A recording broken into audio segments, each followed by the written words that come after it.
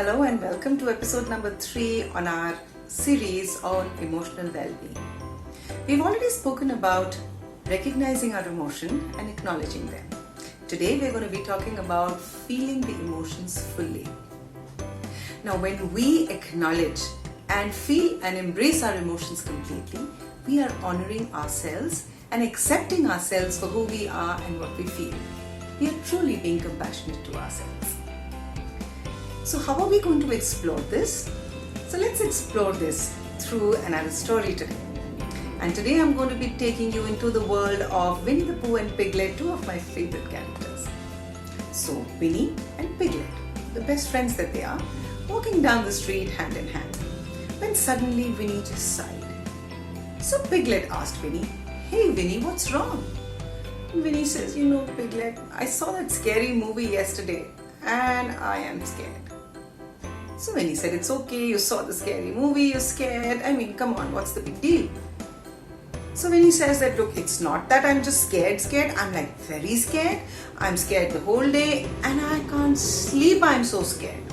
So Piglet says, yeah, that's a cause for concern. So what should we do? Winnie says, "I really don't know. I feel more like the scaredy Pooh rather than Winnie the Pooh." So Piglet just smiles and says, "Hey, come on, let's have some fun with this scaredy Pooh and see what we can do." Winnie says, "Yeah, come on, let's see." So Piglet says, "Let's do one thing. Winnie, where is the scary Pooh in your body?"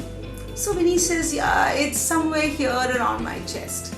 So he says, "Okay, can you show me where?" He says, "Yeah, it's here, somewhere here." He says, "Okay, how big is it? Can you show me how big is it?" He says, "Oh, it's this big." He says, "Okay, and how heavy is it?" He says, "It's quite heavy. It's this heavy. It's heavy." "And which color is it?" So Winnie says, "It's red." So Piglet says, "All right, Winnie, let's take a look at Scaredy Pooh. Okay, put it out right in front of you."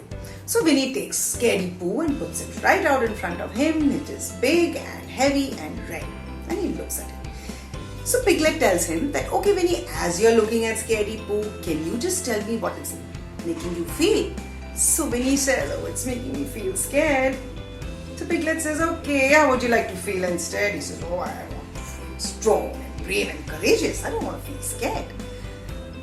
So Piglet tells Winnie, "Okay, let's do one thing. Let's keep looking at the scary Pooh, right, while you're feeling strong and courageous." So Winnie says, "Oh no, I'm scared." So Piglet says, "Come on, Winnie, we can try, isn't it?" So Winnie says, "Okay, I'm gonna try. So he's looking at Scaredy Pooh, which is big and heavy and red, and he keeps looking at it. And as Winnie keeps looking at it, he finds that it's becoming a little lighter, right? It's not so heavy, and maybe a little smaller too. So Winnie tells Piglet, "Hey Piglet, I think Scaredy Pooh is kind of becoming a little smaller." So Piglet says, "Okay, great, let's look at it even more." So Winnie keeps looking at and feeling the Scaredy Pooh right in front of him. And after a while, Winnie starts laughing. And Piglet says, "Hey, what's wrong? Why are you laughing?" So he says, "Hey, I'm not feeling so scared anymore because Scaredy Pooh doesn't look so scary.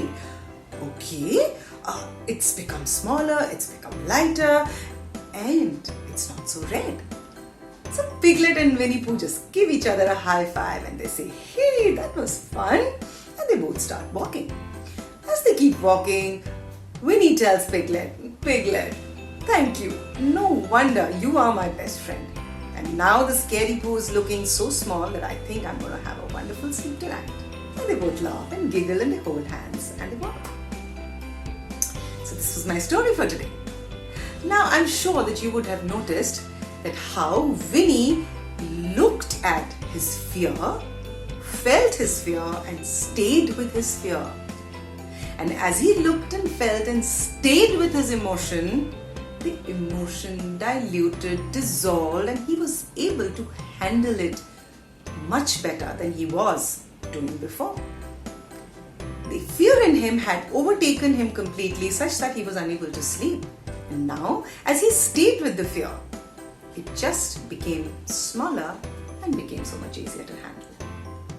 So when we talk of building our emotional well-being, emotional resilience and emotional intelligence, these few things become really important.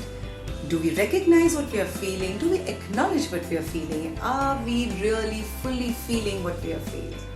So, as I close this episode today, I invite you to stay with your emotions.